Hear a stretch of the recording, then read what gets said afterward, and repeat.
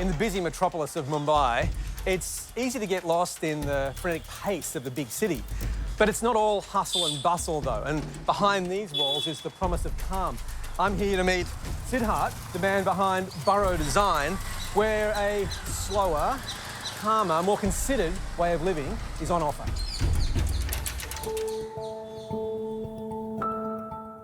You walk into a forest with all the stress in the world, 20 minutes later you're coming out washed, clean.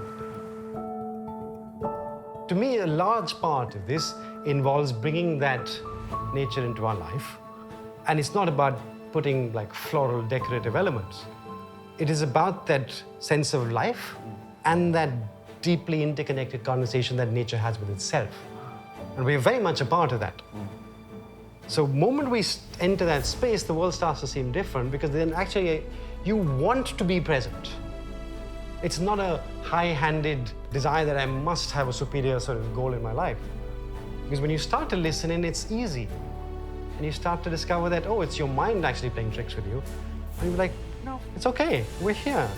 What do we see? What do we hear? What do we smell? What do we taste?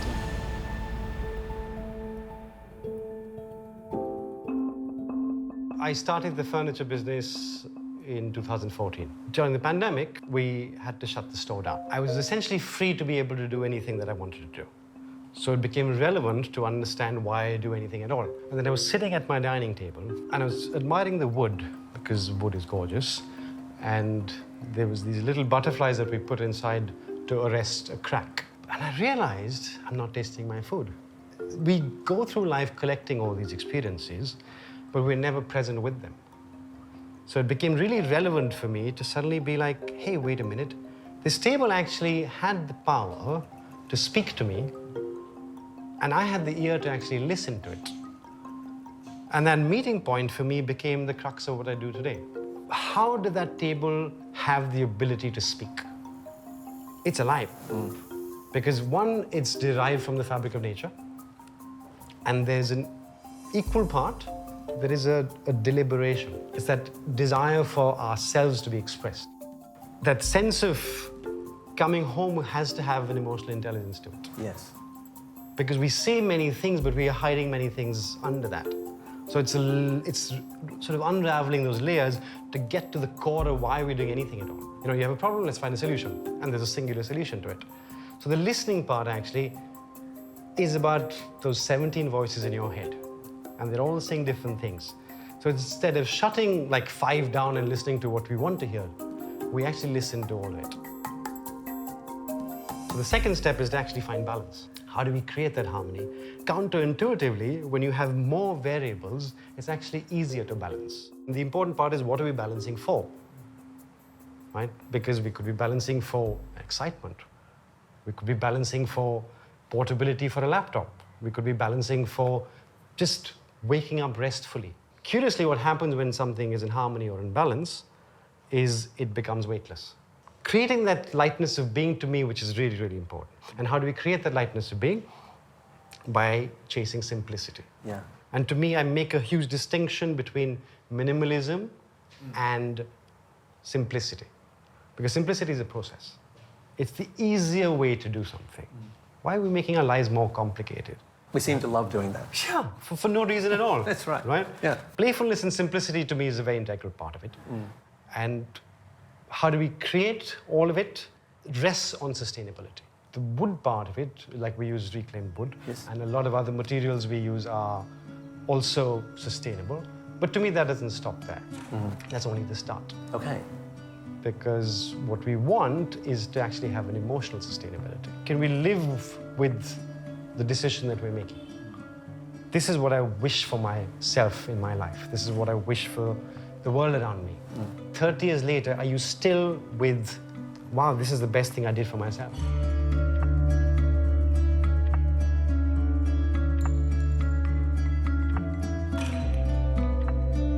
So the studio is a vision, is an invitation to not only people to come in, but it's also with people to collaborate. We're working with textile designers, a few of them who I hold very dear to my heart. All these carpets that you're seeing around, these are all old from different parts of the world, Central Asia, and they're not perfect, but they are alive, like us. Yeah. Why do we seek this boxed out idea of perfection? If I invite you to my house and I lay a dinner out, right, and you eat off those plates, and we all eat out of those plates, at the end of it, I ask you, would you buy it? A large number of people would hesitate because it's not new, right? But I ask you, would you have paid for it before and let us eat off those plates? Would that have been okay? How does when you bought it determine whether it's new or not? And the chances are that it's probably cleaned out, much shinier today, and it will outlive all of us. So again, this whole idea of ownership, this whole idea of, oh, this is mine and this is not yours, to me is it's an interesting conversation to actually explore. Because this carpet wasn't mine, it's not mine today. These bowls are not mine, they'll be with us. And so will this sofa, and so will our world. And yet we walk in on, no, this is mine, I cannot let go of it.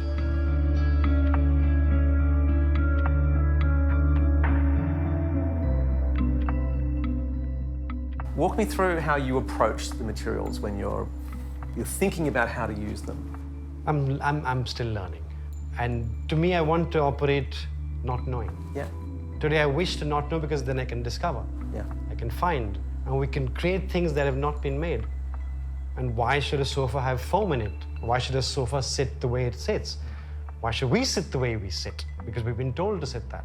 So to me, learning is also going back into my own body and saying, wait, how does my knee feel? We don't give agency to our knee. It's irrelevant. It's only when it gets hurt, you're like, oh my God, I have a knee.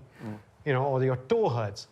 But it's present and alive, every cell of our body. So that learning, that discovery is actually accessing those areas from a much wider fabric of our being, of our interconnectedness, of other people, of the world around us.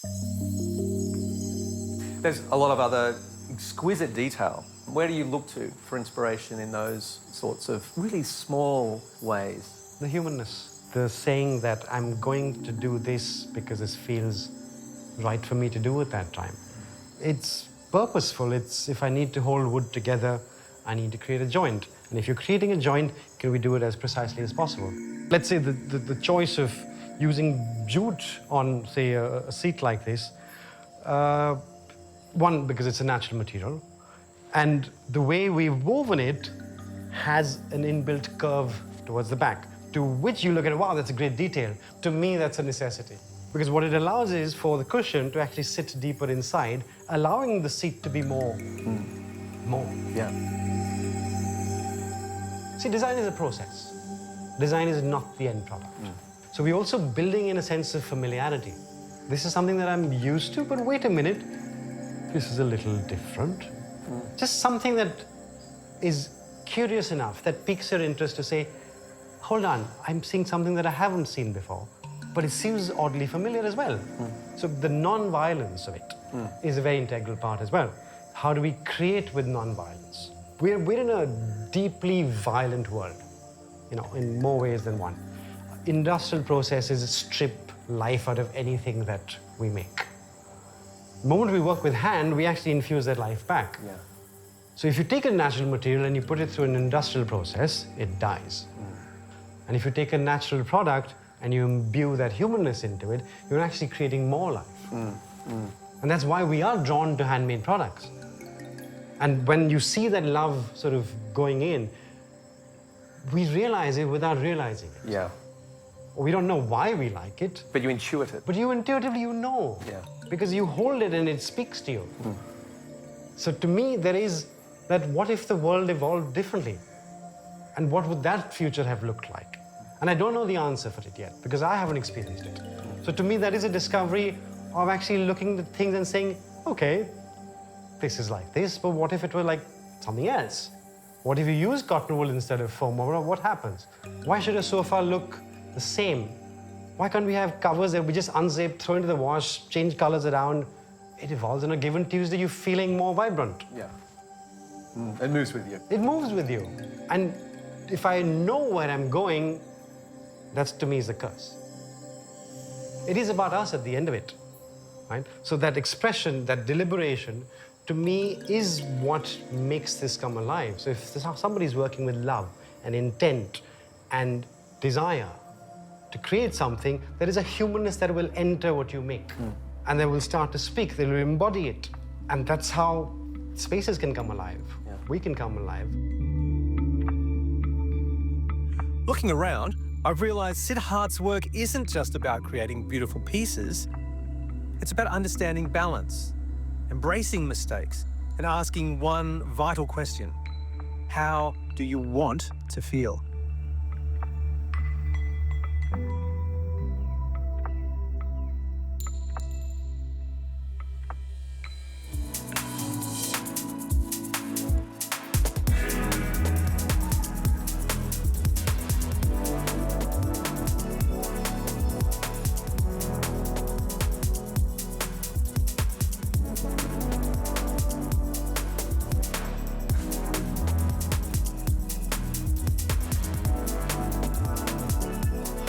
Dia Retno is a remarkable ceramicist who turns waste into delicate ceramics.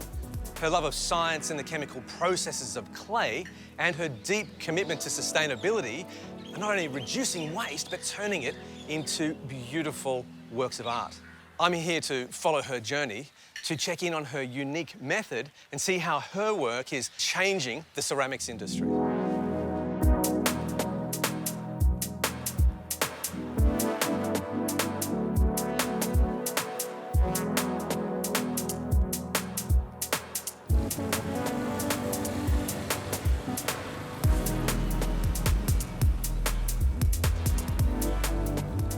This one is the sample for that made from waste clay and waste glaze. That's the combination, and I see the limitation, but they have artistic effect that's appear bit after the firing effect. So that cracking all through there. Yeah. That's like a product of your process. Yeah.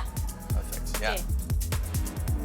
I decided to enter ceramic as my major is actually when I joined in Indonesia Institute of Art.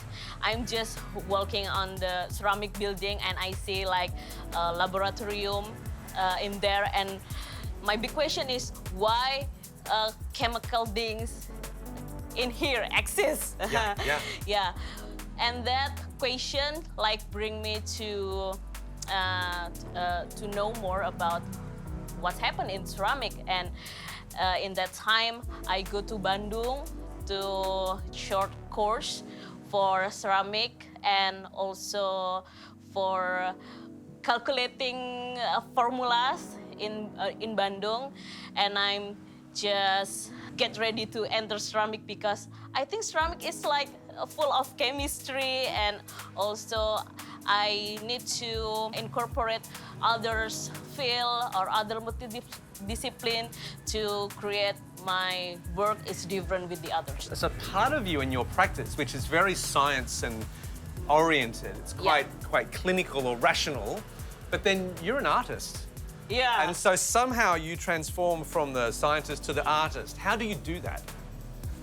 First thing is I actually use others' perspective like biology, chemical, everything that I make inspired from biology things like virus, bacteria, that inspired from radiolaria. It's like kind of plankton under the sea. Yes, yeah. And then I'm just like see what the typically of that creatures and just make it into my artwork. Yeah. And so is that fascination for biology and the sort of the influence there, is that how you got into sustainability?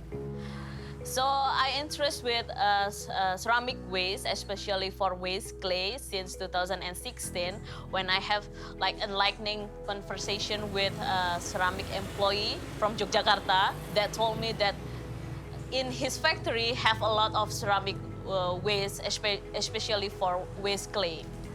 So at that time, I'm just visit there and see how much that ceramic waste and just book it in little low price, and started to conduct several experiments for my project.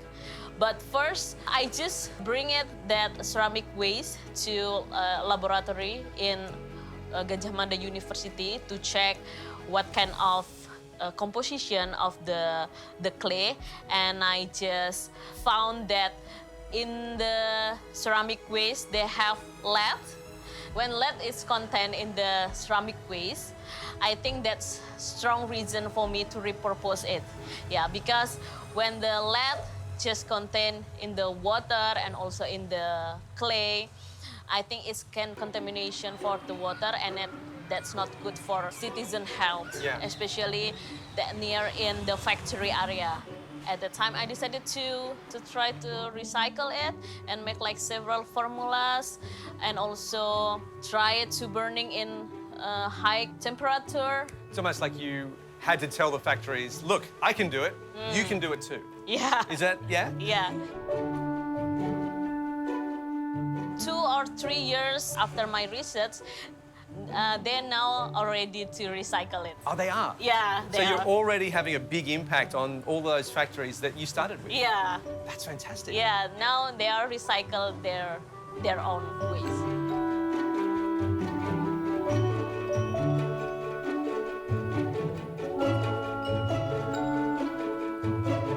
What's all this? Because this is That's looking a bit like a science experiment now. Yeah, that's a sample of ceramic waste from waste clay. They have some sample, and this one is when I experimented with and mix it with the others raw material. Yeah. Yeah, yeah.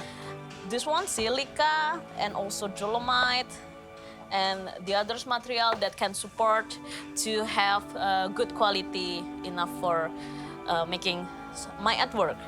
So you need these additives here to add to the recycled waste here to bring it back to quality. Yeah. And then you can use it in your artwork, and then you can do glazes. Yeah. This area is the heart of the ceramics industry. I mean, it's a noisy, bustling, industrial area. It seems like it's a very important thing for you to be right here.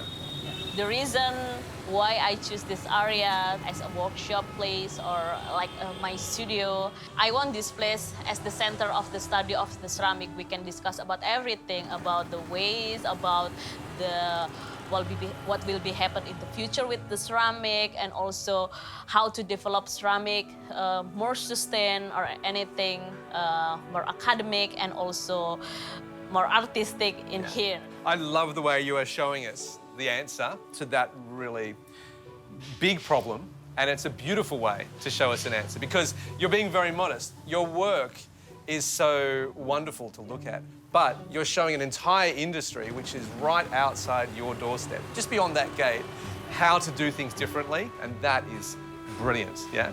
Thank you.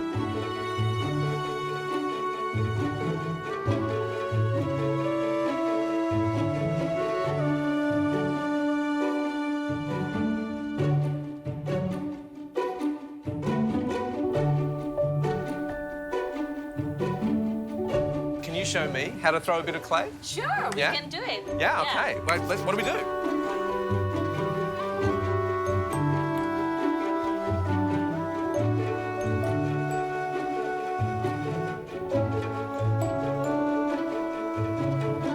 That's good. Not bad.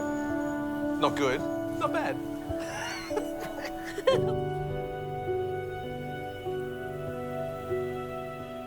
It's hard to believe that ceramic waste can so quickly and so easily get turned into something so beautiful. Well, not this. That is so beautiful.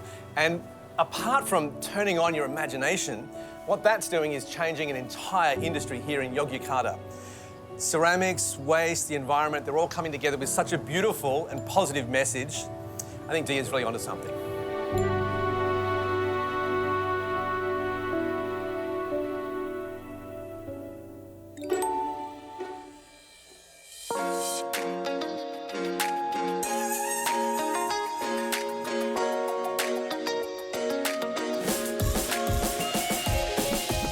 The best way to get around Temanggu is by bike, but not just any bike, bamboo bike. Designed and made by Singi Katano, known for his award-winning radio Magno, He's now turned his attention to designing a range of bikes made out of bamboo.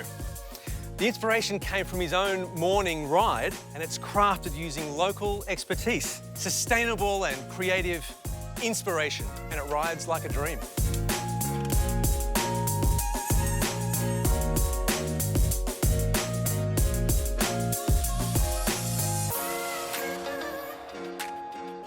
I'm a designer, I deal with craft and bamboo is everywhere.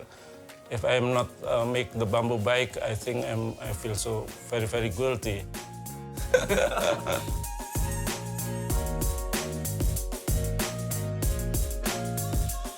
It's about the process, it's about the step of process. If we do the right thing in every step of process, we're able to get the good result at the end. Bamboo actually is a new for me as well, in terms that using for the bicycle, because it should dry it and then treat and then coating, because it used as a transportation. Yeah. I am still don't believe myself, and I should test by myself. So I made the prototype and test, and oh, that's strong. Okay. That's nice. That's also comfort like that. Yeah. Because it looks great. Yeah. But I imagine people go, it can't be strong enough. Yes, that is most question that people first show this bamboo bicycle. Is it strong enough? Yeah. And yes, you can try by yourself. Yeah.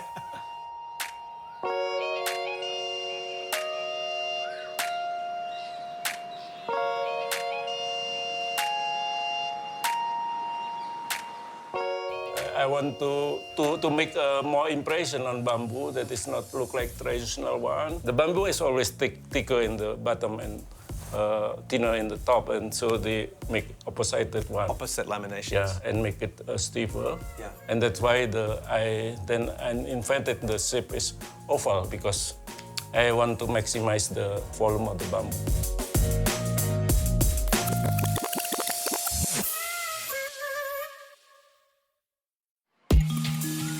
I was born in village. Making something is my daily life from small, because our life is also limited here. We have no toys, and we made by myself. And my hobby, and when I was child, is sitting, watching a carpenter working. Is so enjoy. I show it, and also many and crafted product is made by people here. So that is my daily life. So when I should make a new product, that is, I think I already trained by organically, by my life in village, that then I able to solve some technical problem. Yeah. But I mean, you've solved all of the components, but actually the factory here that we're sitting in, the workshop that we're sitting in, involves a lot of people. Yes, I decided to go back to this village because I was the first student in my campus from this village. I just aware by myself that I think this village actually needed my knowledge, because most of the graduated go to the city, and city a lot of educated people, but I know many potential and problems here. So I think it is good for me that I decided to go back here. I think the village actually the future of our life. In my opinion, if we want to sustain our life in the world, we should start with villages. And Indonesia has more than 80,000 villages. So actually we already have. We just need to revitalize. Yeah.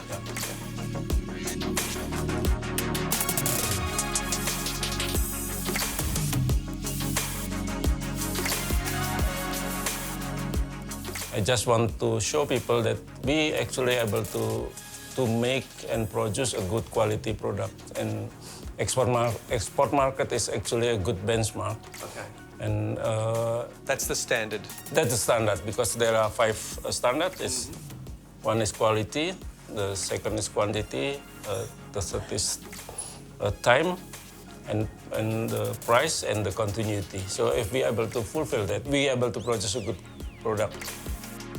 I try to explore and try to find the answer of what is the problem with our life like this. And I think it's global. Actually, bamboo bike is inspired me to run social movement. It's Spedagi movement. It's focused on village revitalization. Okay. And the village problem actually it's happened all over the world because of industrialization. My way to inspire young people in Indonesia that if you work based on your local potential and problem, you will have an original project. And that is the only bicycle that is got a good work, the best 20. And that's why, because this is the only bamboo bike made in villages, have a good design and good quality, and also it has a social movement. I notice you've got now a few bikes. There's a range of bikes. What is next on the drawing board? People challenge me to make a bamboo folding bike. It's not easy because bamboo actually flex. Yes, bamboo folding bike, people always thinking about it, and because they want to bring bicycle everywhere, and that is good. And that's also what I'm doing when I go abroad. I always try to bring bicycle because cycling in other places, in different places, is a very amazing experience. Are you optimistic about the future? Yes, very optimistic. Yeah, very optimistic.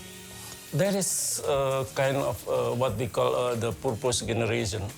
The purpose generation is the young people that they not believe and they're not satisfied with the achievement in terms of economic, but they want to become people that give impacts, good impacts to the world, in terms of to sustain the world and to make the life is more happy. Like this.